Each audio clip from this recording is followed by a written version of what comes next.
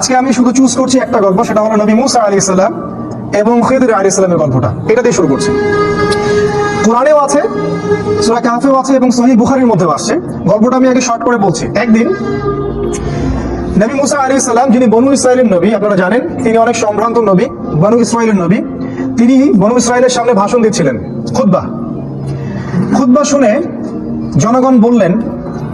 জনগণের মধ্যে একজন বললেন যে, বাহ, আপনি তো খুব চমৎকার খুতবা দিলেন, মনে হচ্ছে আপনি পৃথিবীর সবচেয়ে জ্ঞানী মানুষ। মুসা আলাইহিস সালাম বললেন, হ্যাঁ, আমি পৃথিবীর সবচেয়ে জ্ঞানী মানুষ। কি বললেন? হ্যাঁ, আমি পৃথিবীর সবচেয়ে জ্ঞানী মানুষ। তিনি বলতে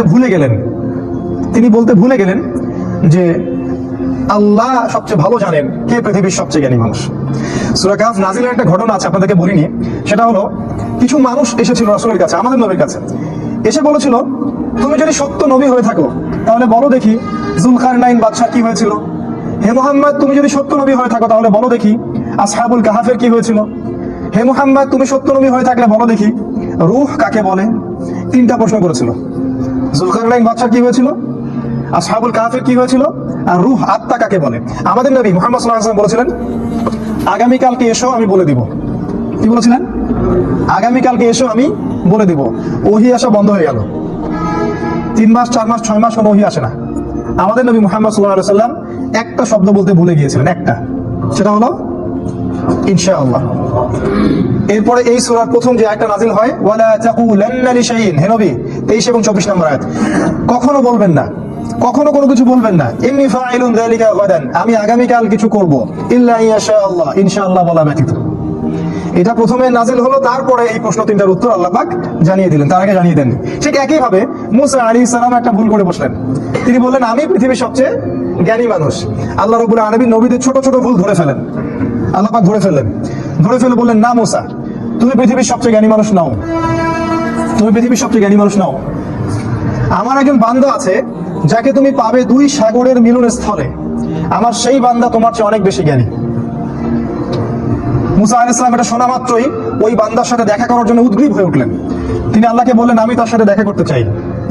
আল্লাহ পাক বললেন, তুমি একটা ঝুড়ি নাও, এই ঝুড়ির মধ্যে কিছু মাছ নিবে, মৃত মাছ, এবং সাথে একজন সহযোগী নাও, নিয়ে সফর করো। যখন ওই 2 সাগরের মিলনস্থল পেয়ে যাবে, ওই জায়গায় দেখবে যে আমার সেই বান্দা বসে আছে। মুসা আলাইহিস সালাম সফর করলেন, তার সাথে একজন যুবককে নিলেন, যুবকের নাম হচ্ছে ইউশা বিন নুন। একটা ঝুড়ি নিলেন, সেখানে মাছ রাখলেন। এবার তিনি সফর করা শুরু করলেন। তিনি বলছেন, আমি সফর করতেই থাকবো, যদি আমাকে যুগ যুগ ধরেও চলতে হয়। সফর করতে শুরু করলেন। একটা পর্যায়ে সফর করতে 2 সাগরের মিলনস্থল তিনি পেয়ে গেলেন।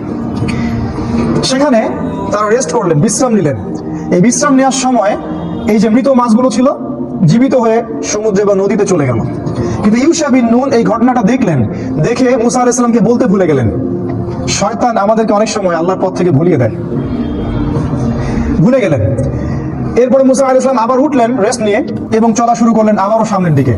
এবার চলতে উনি খুব ক্লান্ত হয়ে পড়লেন। এতক্ষণ পর্যন্ত কিন্তু তিনি ক্লান্ত বোধ করছিলেন না। মাছটা যেই সমুদ্রের নদীতে চলে গেল, এবার তিনি অন্য পথ যাচ্ছেন, ভুল পথে, এবং ক্লান্ত হয়ে যাচ্ছেন। তার মানে জীবনে চলার পথে আপনার পথ যদি ভুল হয়, আপনি খুব সহজে ক্লান্ত হয়ে যাবেন। আর আপনার পথ যদি হয় আল্লাহ এবং তার রাসূলের পথে, আপনি সহজে ক্লান্ত হবেন না। আপনার ভিতরে সবসময় চিরযৌবন কাজ করবে। যাই হোক, তিনি ক্লান্ত হয়ে গেলেন এবং ইউশা বিন নুনকে বললেন, নাশতা নিয়ে আসো, মাছগুলোকে নিয়ে আসো, আমি খুব ক্ষুধার্ত। তখন ইউশা বিন নুনের খেয়াল হলো যে মাছ তো চলে গেছে নদীতে। তিনি বললেন, মাছ তো চলে গেছে নদীতে, আমি তো আপনাকে বলতে ভুলে গিয়েছিলাম। তখন বললেন মুসা আলাইহিস সালাম, তুমি এটা কি করেছো? ওইটাই তো সেই জায়গা, যে জায়গার সন্ধান আমরা করছিলাম। তারা আবার ফেরত আসলেন, এসে দেখলেন 2 সাগরের মিলনস্থলে একটা সাখরা বলে আরবিকে একটা পাথর বা রক, শিলাখণ্ড, এর উপরে একজন ব্যক্তি বসে আছেন। মুসা আলাইহিস সালাম তাকে সালাম দিলেন, বললেন, আসসালামু আলাইকুম। খিদির আলাইহিস সালাম বললেন, ওয়া আলাইকুস সালাম। এই জনমানব শূন্য জায়গায় কে সালাম দিচ্ছে? তখন মুসা আলাইহিস সালাম বললেন, আমি মুসা। খিদির আলাইহিস সালাম বললেন, কোন মুসা? বনি ইসরাইলের মুসা? কোন মুসা? বনি ইসরাইলের মুসা। তার মানে খিদির আলাইহিস সালাম বনু ইসরাইলের ব্যক্তি নন। খিদির আলাইহিস সালাম ইহুদি খ্রিস্টানদের কেউ নন, তিনি বনু ইসরাইলের মধ্যে কেউ নন। সালাম দেয়া হলো। মুসা আলাইহিস সালাম বললেন, আমি কি আপনার সাথে এই শর্তে থাকতে পারি যে আল্লাহ পাক আপনাকে যে জ্ঞান শিক্ষা দিয়েছেন সেখান থেকে আপনি আমাকে কিছু শেখাবেন? ওস্তাদের সোহবত। এবার খিদর আলাইহিস সালাম বললেন, অ্যানসারটা দিকে খেয়াল করেন, খিদর আলাইহিস সালাম বললেন, ইন্নাকা লান তাসতাতিআ মা'ইয়া সাবরা, মুসা তুমি আমার সাথে ধৈর্য ধরতে পারবে না। কি বললেন?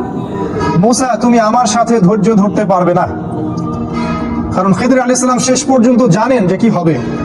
গল্পের শেষে আমরা তাই দেখবো, মুসা আলাইহিস সালাম ধৈর্য ধরতে পারেননি, কিন্তু মুসা আলাইহিস সালাম বললেন, ইনশাআল্লাহ আমি ধৈর্য ধরবো, আমাকে আপনি সাথে নেন, ইনশাআল্লাহ আমি ধৈর্য ধরবো। খিদর আলাইহিস সালাম ইনশাআল্লাহকে সম্মান করলেন এবং মুসা আলাইহিস সালামকে সাথে নিলেন, কিন্তু বললেন, তুমি আমার সাথে সফর করো, কিন্তু আমাকে কোনো প্রশ্ন করতে পারবে না, একটা প্রশ্ন করা যাবে না, আমি কি করব না করব কোনো বিষয়ে কোনো প্রশ্ন করা যাবে না। মুসা আলাইহিস সালাম বললেন, ঠিক আছে। এবার তারা চলতে শুরু করলেন। এবার ঘটনা শুরু। চলতে চলতে চলতে চলতে একটা নদী আসে। এবার তারা নদী পার হবেন, কিন্তু কোনো টাকা পয়সা সাথে নাই। খিদর আলাইহিস সালামকে ওই মাঝিরা চিনতো। সেই মাঝিরা তাকে বললো, আপনি নৌকায় ওঠেন, টাকা পয়সা লাগবে না। খিদর আলাইহিস সালাম মুসা আলাইহিস সালামকে নিয়ে নৌকায় উঠলেন। এবার নৌকা চলতে শুরু করলো। নৌকার পাতা টানের উপর একটা পাখি এসে বসলো। এই পাখিটা ওই নদী থেকে একটু পানি খেয়ে চলে গেল। এই দৃশ্যটা দেখে খিদর আলাইহিস সালাম বললেন, হে মুসা, এই যে পাখিটা যতটুকু পানি এই নদী থেকে খেয়ে চলে গেল, ওই অতটুকু পানি হচ্ছে তোমার আর আমার জ্ঞান। আর এই যে নদীর যত পানি দেখছো, এগুলো হচ্ছে আল্লাহর জ্ঞান। আল্লাহর জ্ঞানের তুলনায় মানুষের জ্ঞান এতটুকু সামান্য, যতটুকু ওই যে পাখিটা যতটুকু পানি খেয়ে গেছে অতটুকু। যাই হোক, নৌকা চলতে থাকলো। এক পর্যায়ে একটা ঘটনা ঘটলো যে খিদর আলাইহিস সালাম একটা কুড়াল নিলেন, কুড়াল নিয়ে নৌকার যে পাতা টান নিচে একটা ফুটা করে দিলেন। এবার এই দৃশ্য দেখে মুসা আলাইহিস সালাম বললেন, আপনি এটা কি করলেন? যারা বিনা পয়সায় আমাদেরকে সফর করালো, আমাদের উপকার করলো, ওই বেচারা গরিব মানুষের এই একমাত্র সহায় সম্বল নৌকাটা আপনি ফুটা করে দিলেন। আপনি তো লাকাদ জি'তা শাইআন ইমরা, আপনি তো বিশাল একটা ভয়ঙ্কর কাজ করলেন, গুনার কাজ করলেন আপনি একটা। তখন খিদর আলাইহিস সালাম বললেন, আলাম আকুল ইন্নাকা লান তাসতাতিআ মা'ইয়া সাবরা, হে মুসা আমি কি তোমাকে বলিনি তুমি আমার সাথে ধৈর্য ধরতে পারবে না? মুসা আলাইহিস সালাম বললেন, আমাকে ক্ষমা করে দিন, আমি ভুলে গিয়েছিলাম, এরপরে ইনশাআল্লাহ আমি আর কোনো কোশ্চেন করবো না। তারা আবার চলতে লাগলেন। চলতে চলতে চলতে চলতে একটা বাচ্চার সাক্ষাৎ হলো, বাচ্চা, ছোট বাচ্চা, গোলাম। কোরআন বলেছে গোলামান ফাকাতালা, খিদর আলাইহিস সালাম বাচ্চাটাকে হত্যা করলেন। এটা তো আরো ভয়ঙ্কর ব্যাপার। নৌকা ফুটা করা কোথায় আর বাচ্চা হত্যা করা কোথায়? আর মুসা আলাইহিস সালাম নিজেও কিন্তু মার্ডার কেসের আসামি। এটা কি জানেন? মুসা আলাইহিস সালাম কিন্তু একটা ব্যক্তিকে এক ঘুষি দিয়ে হত্যা করে ফেলছিলেন ভুলবশত। মুসা আলাইহিস সালাম এবার বললেন, ইন্নাকা লাকাদ জি'তা শাইআন নুকরা, আপনি মহা একটা অপরাধ করলেন, এটা আপনি নিরপরাধ একটা শিশুকে হত্যা করলেন। খিদর আলাইহিস সালাম বললেন, আলাম আকুল লাকা ইন্নাকা লান তাসতাতিআ মা'ইয়া সাবরা, আমি কি তোমাকে বলিনি হে মুসা তুমি আমার সাথে ধৈর্য ধরতে পারবে না? এবার মুসা আলাইহিস সালাম সর্বশেষ অজুহাত দিলেন, দিয়ে বললেন, আমি যদি আর একটা কোশ্চেন করি তাহলে আমাকে আর সাথে নিয়েন না, এবার লাস্ট চান্স, আর একটা কোশ্চেন করবো না ইনশাআল্লাহ। তারা আবার চলতে লাগলেন। চলতে চলতে একটা গ্রাম আসলো। সেই গ্রামের মানুষগুলো ছিল একটু আমাদের নিউ ইয়র্কের মানুষের মতো আর কি, অনেকটা আমাদের এখন ঢাকা শহরের মতো। মেহমানদারি করতে চায় না, মেহমান আসলে বিরক্ত হয়। তারা মেহমানদারি করতে চাইলো না। তারা মুসা এবং খিদরকে কোনো খাবারও দিল না, কোনো পানিও দিল না, সামান্যতম সৌজন্য বোধটুকু তারা দেখালো না। কিন্তু খিদর আলাইহিস সালাম দেখলেন ওই গ্রামের একটা বাড়ির দেয়াল ধসে পড়ে আছে, একটা দেয়াল পড়ে গেছে। খিদর আলাইহিস সালাম নিজে কষ্ট করে এই পুরো দেয়ালটা তৈরি করলেন, ইট পাথর যা যা লাগে তাই দিয়ে তিনি দেয়ালটা তৈরি করলেন। তৈরি করে আবার সেটাকে নতুন জায়গায় রিপ্লেস করলেন। এই দৃশ্যটা দেখে মুসা আলাইহিস সালাম বললেন, আপনি চাইলে তো কিছু পারিশ্রমিক নিতে পারতেন, এত কষ্ট করলেন, ওরা আমাদেরকে খাবারও দিল না, পানিও দিল না, আপনি ওদের কাজ করে দিলেন, একটু তো সামান্য নাস্তার টাকা নিতে পারতেন। খিদর আলাইহিস সালাম বললেন, হাদা ফিরাকু বাইনি ওয়া বাইনিক, এই হলো তোমার আর আমার ফেরাক, রাস্তা আলাদা, এখন যাও। তুমি চুক্তি ভঙ্গ করছো 3 বার, রাস্তা আলাদা। আমাদের নবী মুহাম্মদ সাল্লাল্লাহু আলাইহি ওয়াসাল্লাম বলেছিলেন এক হাদিসে, যদি মুসা আলাইহিস সালাম ওই দিন প্রশ্নগুলো না করতেন তাহলে অনেক কিছু শেখা যেত। যাই হোক, 3টা শর্ত লঙ্ঘন হলো। মুসা আলাইহিস সালামকে তিনি আর সাথে রাখলেন না, তবে বললেন, তুমি চলে যাও, কিন্তু যাওয়ার আগে আমি তোমাকে 3টা এই যে ঘটনা ঘটলো এর তাউইল বা ব্যাখ্যা, ইন্টারপ্রিটেশন তোমাকে আমি জানাই দেব আমি কেন করেছি। তিনি বললেন, ওই যে প্রথম নৌকাটা আমি ফুটে এই জন্য করেছি যে কারণ ওই নৌকার পিছনে ছিল একটা জলদস্যুর দল। ওই জলদস্যুর দল যদি এই নৌকাটাকে দেখতো, নৌকাটা খুব ভালো সুন্দর, তাহলে সেই নৌকাটা তারা হাইজ্যাক করতো। আমি নৌকাটা ফুটা করে দিয়েছি, এই ত্রুটিযুক্ত নৌকাটা তারা আর নিবে না, তারা ত্রুটিযুক্ত কোনো নৌকা নিবে না, নষ্ট নৌকা তারা নিবে না। যদি নৌকাটা ভালো থাকতো তাহলে ওরা ওই গরিব মাঝির শেষ সম্বলটুকু ছিনিয়ে নিয়ে চলে যেত। তোমার কাছে মনে হয়েছে আমি ক্ষতি করেছি, কিন্তু আমি পরোক্ষভাবে ওর উপকার করেছি, সেটা তুমি সবর করতে পারোনি। আর দ্বিতীয় যে বাচ্চাটাকে আমি হত্যা করেছিলাম, আমি এই জন্য হত্যা করেছিলাম যে আল্লাহ আমাকে জানিয়ে দিয়েছিলেন এই বাচ্চাটা যখন বড় হতো সে অনেক বড় একটা কাফের হতো এবং সে নিজেও কুফরি করত, অন্যদেরকে কুফরিতে আহ্বান করত, এমনকি তার বাবা মাকেও সে কাফের বানিয়ে ছাড়তো। আল্লাহ পাক আমাকে আদেশ করেছিলেন, তাই আমি তাকে হত্যা করেছি। আর আল্লাহ পাক এই বাচ্চার বদৌলতে ওই বাবা মাকে আরো ভালো ভালো সন্তান সন্ততি দিবেন। এই হলো দ্বিতীয় প্রশ্নের উত্তর। আর তৃতীয় প্রশ্নটা কি? ওই যে আমি দেয়ালটা নির্মাণ করলাম, তোমার কাছে মনে হলো যে আমি অযথাই পরিশ্রম করলাম। তা আল্লাহ আমাকে জানিয়ে দিয়েছিলেন যে ওই দেয়ালটার নিচে ওই বাড়ির দুইটা এতিম বাচ্চার সম্পত্তি লুকানো আছে। ওই বাড়ির দুইটা এতিম বাচ্চার সম্পত্তি ওই দেয়ালের নিচে লুকানো আছে, গুপ্তধন। আল্লাহ পাক চাইলেন আমি দেয়ালটা নির্মাণ করে দেই, ওই বাচ্চারা যখন বড় হবে তখন তারা এই সম্পত্তিটা পাবে। আর দেয়াল যদি নির্মাণ না করতাম তাহলে অন্যেরা ওর সম্পত্তি লুট করে নিয়ে যেত, তারা ভোগ করতে পারতো না। এই হলো তিনটা ঘটনার তাওয়িল, যে ব্যাপারে তুমি সবর করতে পারোনি।